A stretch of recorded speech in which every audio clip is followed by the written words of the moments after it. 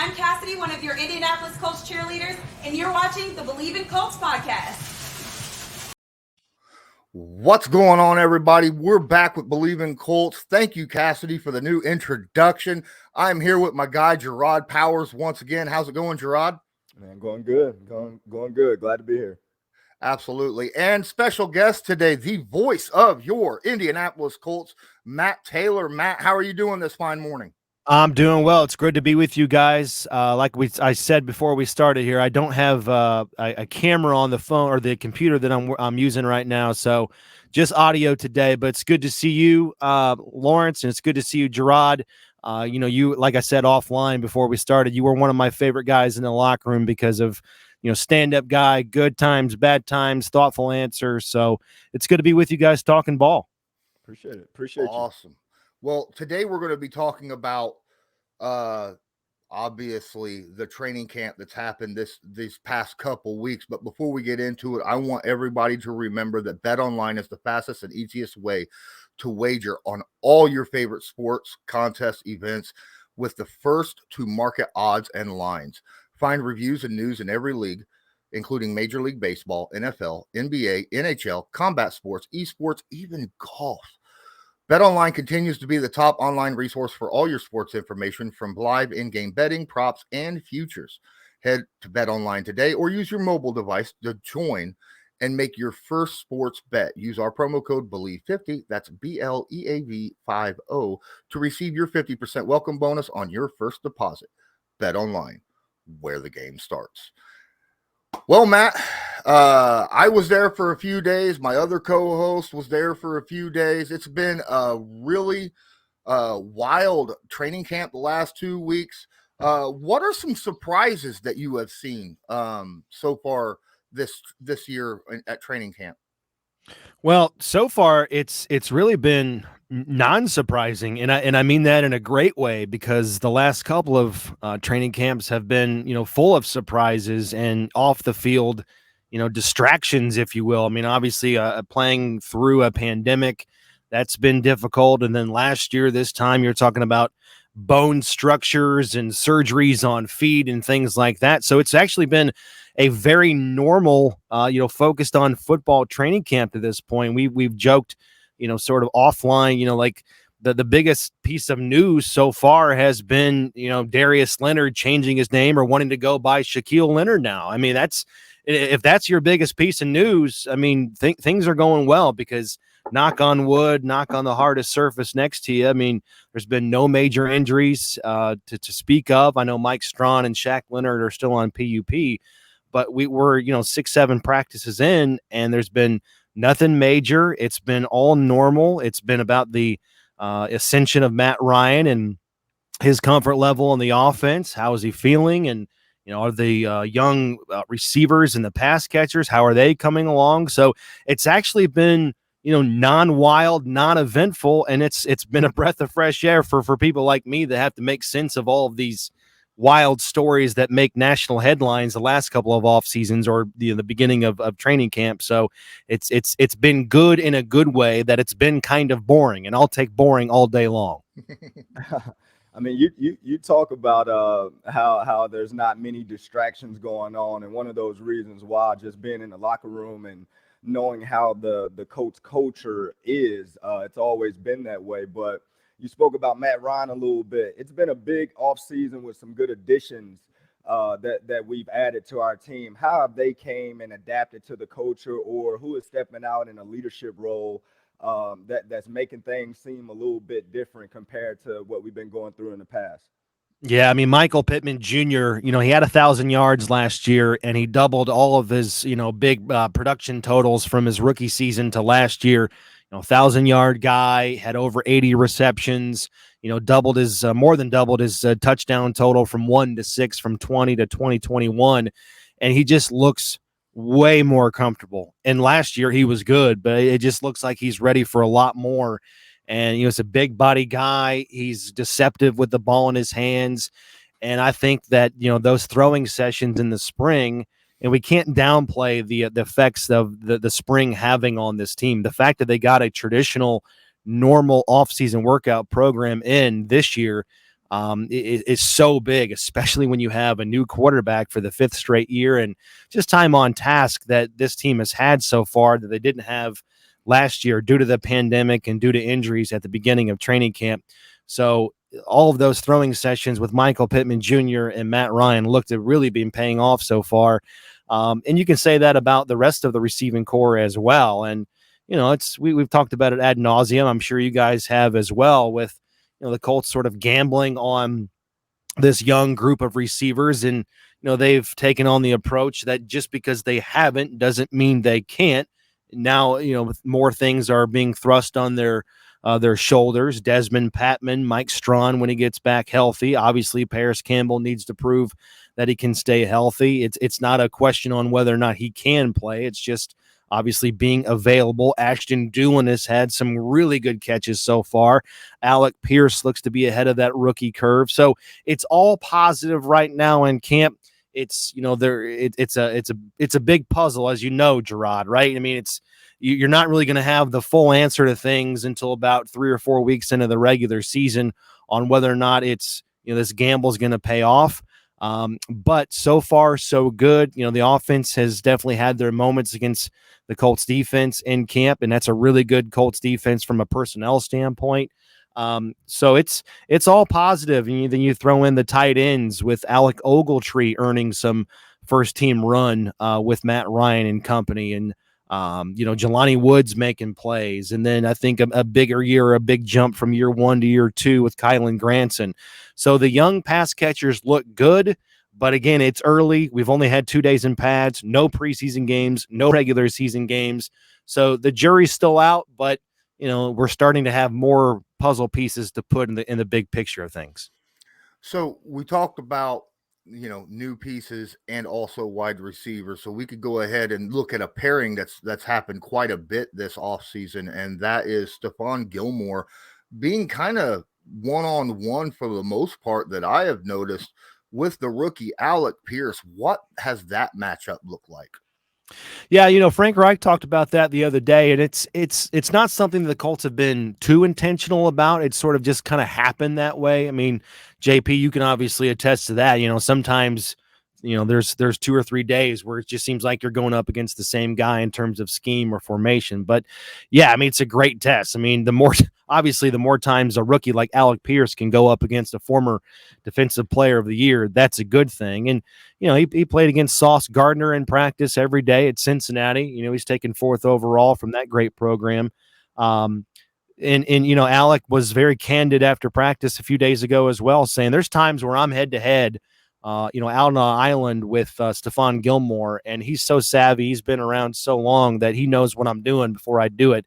And I think some of that has to deal with that, at this point in camp, the defense has a really good idea of what the Colts offensive playbook looks like. But, there's certain things that, when you, based on how you line up or where your eyes are going pre-snap, a guy like Stephon Gilmore can get a pretty good read of what's about to come. So it's a good thing that, that matchup has occurred more often than not. And, Frank Reich said that Alec Pierce is ahead of that rookie curve, like we talked about, and they're throwing a lot on his plate. The first 5 or 6 weeks, it's all about digestion in the playbook. Now it's going to be kind of funneling in, schematically to what the Colts do well and executing at a high level their core set of plays. But there's no question that Alec Pierce needs to be a top 2, top 3 receiver within this offense for it to have success. Kind of bigger picture, one of the things that has stood out to me, and it's not a surprise, I thought it would be this way when Matt Ryan signed with the Colts, but it's a very democratic offense. A lot of guys are getting involved, and again, it's not a surprise. That's how Frank Reich wants to be, and that's how Matt Ryan wants to be. I mean, I think every day in 11-on-11 sessions, there's at least 5 or 6 guys catching at least one pass. That's been Frank Reich's MO dating back to when he was the OC with the Eagles. Matt Ryan, I think in 2016, set an NFL record completing a touchdown pass to 13 different pass catchers. So it's going to be spread it around. This offense is not really meant for a guy to get 1,400 receiving yards and then a big drop off after that. It's going to be tight ends. It's going to be running backs. Everybody's involved. And so far with Matt Ryan at the helm, that's playing out. I know we got a bunch of questions for the offense, and I think all the fans are kind of waiting to see how Matt Ryan fits in it. But just staying on the defensive side of things right now, you were just talking about Stephon. Gus Bradley's system, everybody knows he's more of a 4-3, cover 3 type of guy. And when we're talking about Stephon Gilmore, we talked about it a little bit, how he can just match up and just take care of his side of the field. How do you see Gus changing his system a little bit to fit Stephon's needs? Yeah, I don't think you have to. I mean, I think you can. I mean, I think the biggest difference within this scheme compared to Matt Eberflus as it pertains to the secondaries, I think you're going to see more press man-to-man. And then obviously with Stephon Gilmore, I mean, that's his fit. I mean, he's an ideal fit for the cover 3. He brings speed. He's like 6'1", 210. He brings versatility to the position. He's comfortable in the zone and press man-to-man. And quite frankly, that's how he earned that status of Defensive Player of the Year just 3 years ago. So I think he can absolutely thrive in this scheme. Put him out on the island. And I don't know. It's going to be interesting to me to watch how this unfolds. I don't think Gilmore is going to be, a Kenny Moore in terms of participation. Kenny Moore never comes off the field. He's either outside or inside, when you're in sub packages.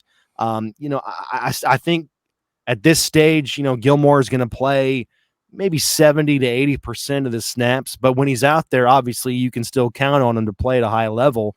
And, last year, the year before and last year dealing with that injury and then got traded to the Carolina Panthers. But, Ed Dodds, Morocco Brown, when they spoke a few weeks ago, they talked about, hey, when he was healthy last year, he was still getting it done. Now, he was on a bad team towards the end of the season, but the tape still showed the Colts, he was still worthy of being brought in and signing a healthy, contract in free agency. So I think his expertise in press should really complement Gus Bradley's defense. So you've got that on the back end. And then in the front end, you've got Yannick Ngakoue, which is going to help everybody across the board. The development of Kwity Paye going up against right tackles instead of left tackles.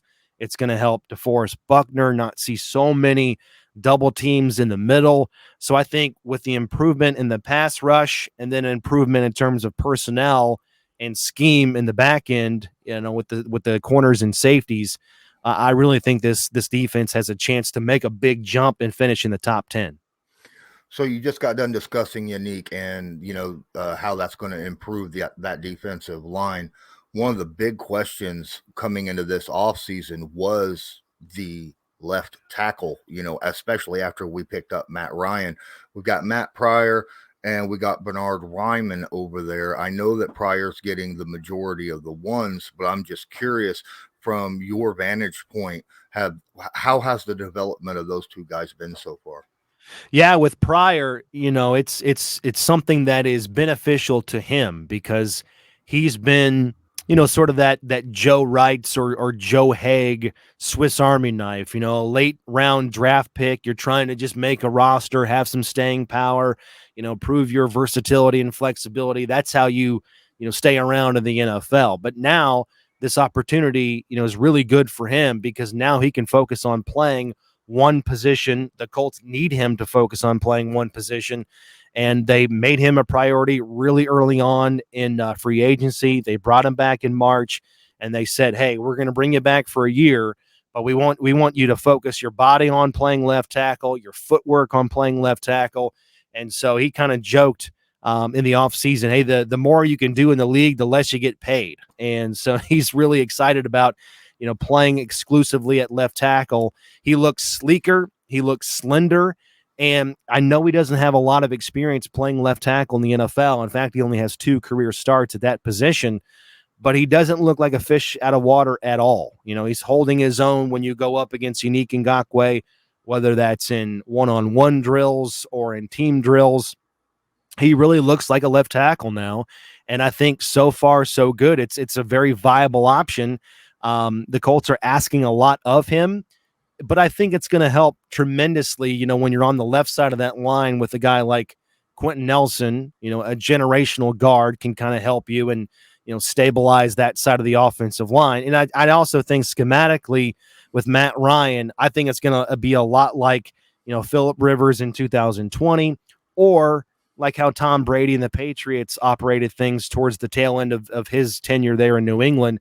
It's going to be a lot of 3 and 5 step drops or a lot of shotgun, and it's going to be quick diagnosis, nowhere to go with the football, pinpoint accuracy, balls out in 2.5 seconds. So obviously that should help, the overall pass protection and the left tackle holding up, with a guy like Matt Pryor. So as you said, he's taking a majority of the run with the first team offense. In fact, to this point, he's taken all of the reps. Bernhard Raimann's running with the 2s. Raimann's, he's having an up and down camp, as you would expect from a rookie. I think more ups than downs, but he certainly has his moments. And he's taking it all in. He spoke after practice a few days ago that, the NFL speed, there's a lot that he's, trying to compartmentalize with. And it's normal. I mean, the fact is he only has a year and a half basically of playing left tackle, because the 2020 season, when he moved from tight end to tackle, that was a COVID season and he only played 5 or 6 games. So to be expected so far with Matt Ryan, with the Bernhard Raimann. And if I had to give a leg up right now, it would be Matt Pryor, because simply he has 4 years of experience playing in the NFL and obviously trying to master in short order that left tackle spot. Matt, we talked about some of the additions, whether it's the draft, free agency that, and came in to change this team for the good. That's been exciting to hear about. But I think we are starting to forget about some of the coaches that, was brought in to kind of help bring back that old Colts culture. You talk about Mike Mitchell, Reggie Wayne, Cato June, and a lot forget John Fox was hired. How have the new coaches came in and adapted to the culture and helping the young guys out as they go on their journey through camp and getting ready for the season? Well, it's funny you say that, because you said culture. That's the first thing that popped into my head as well, because Mike Mitchell was here, and I know he didn't have a long tenure with the Colts, but man, he played at a high level. And that year, the Colts, they started in the doldrums 1-5, and then it's almost like as soon as he came, I'm sure it was, those things kind of coincided with the Colts getting onto a little bit of a roll there and made the playoffs and had a very successful 2018 campaign. I remember like a guy like Quincy Wilson just raved about Mike Mitchell, letting him know sort of the nuances of how to prepare, how to watch film, how to get better, how to be a professional, how to carry yourself. So from a culture standpoint there, it's helped. And then Cato June and Reggie Wayne, I mean, those guys speak for themselves, especially Reggie, right? I mean, they can speak to the culture and how things were, how they used to be.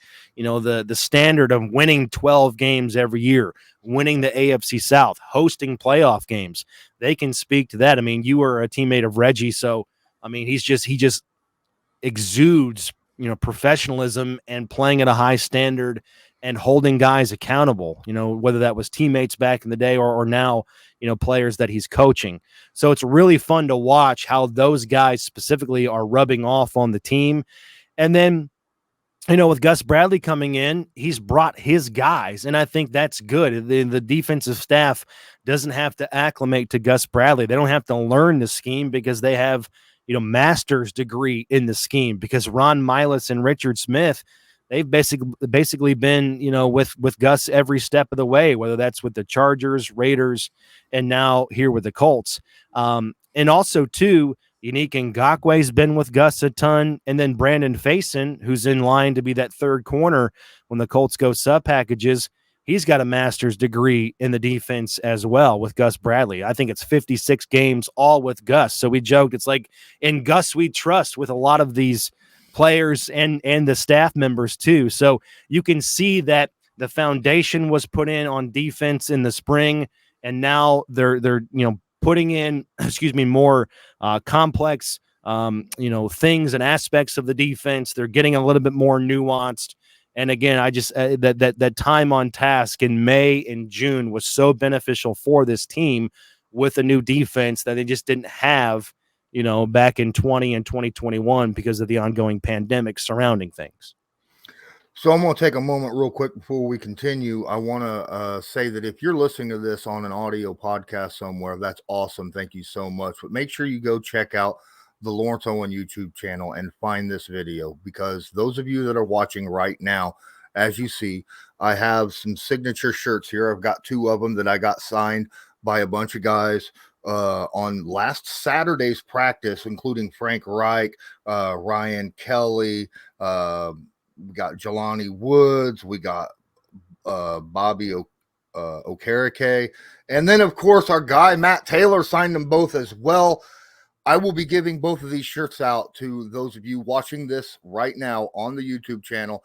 In the comments, make sure you type in Bleav in Colts, BLEAVIN Colts, and make sure you subscribe to the channel and hit like on the like, and then I will announce on the next video who the winners are.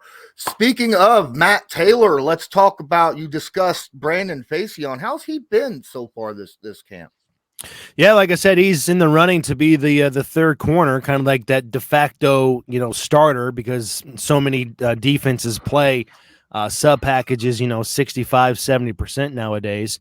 So he's looked really good. And like I said, he's taken, it's kind of an interesting dynamic, JP, right? Because you're the veteran and you're competing for playing time. You want to be the guy out there majority of the time, but at the same time, you want to bring guys along. So he's kind of mentoring Isaiah Rodgers and Marvell Tell and some of these other young corners that the Colts have. And Isaiah Rodgers can absolutely play, as you guys know.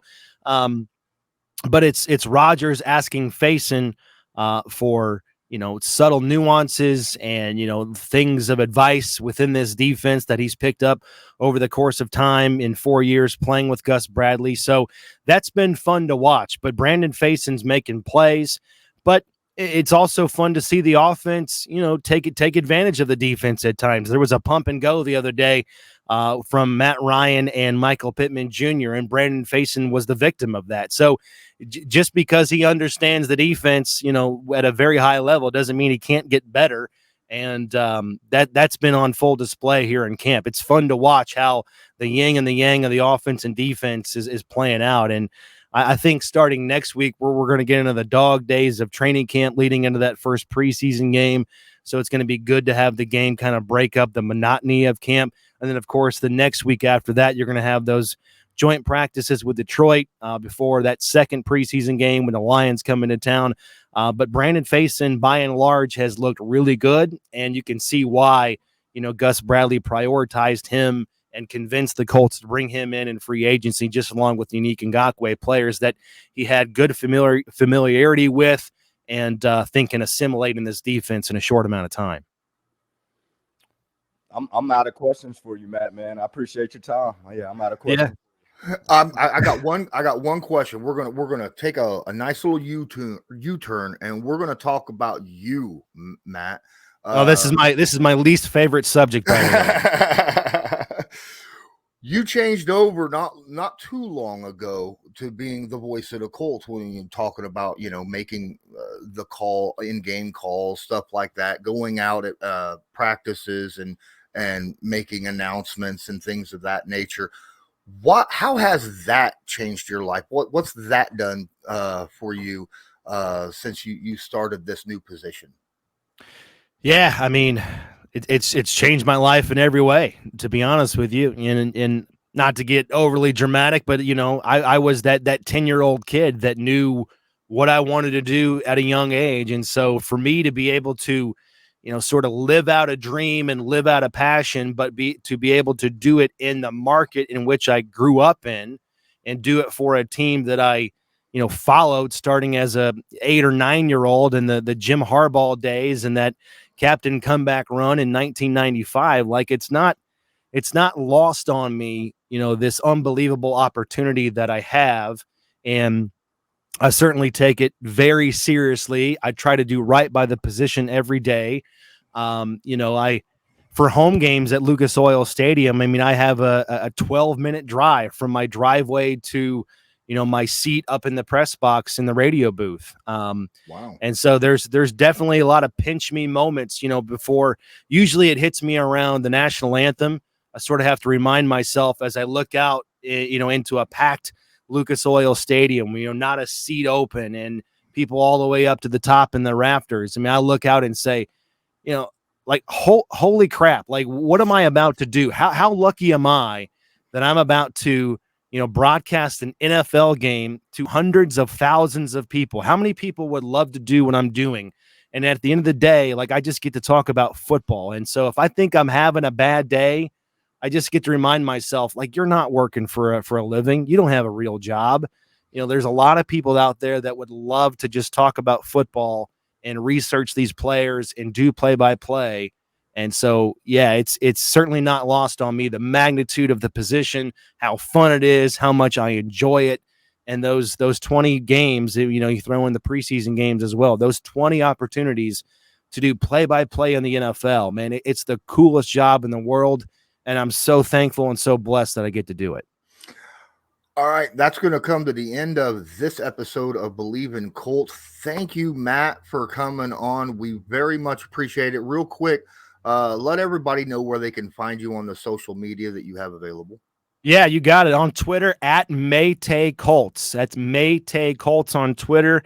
And obviously, a lot of my Twitter feed is just content that we're pumping out. So the Colts Audio Network, in terms of podcasts, that's where you're gonna hear me a lot, obviously, this time of year up in training camp. So we've got radio shows, podcasts, interviews with players, interviews with coaches. We're loaded up every single day. We've got long form content every single day of the week this time of year. So check it out anywhere you get your podcast, Spotify, iTunes, doesn't matter. Search for us, the Colts Audio Network, and all the audio is also on the traditional platforms as well. Colts.com and the Colts mobile app has everything too. Well, again, that's it. I'm Lawrence Owen. With me, as usual, was Gerard Powers with special guest Matt Taylor. And until next time, this was Bleav in Colts, brought to you by Bet Online. And as usual, go Colts. Do you believe?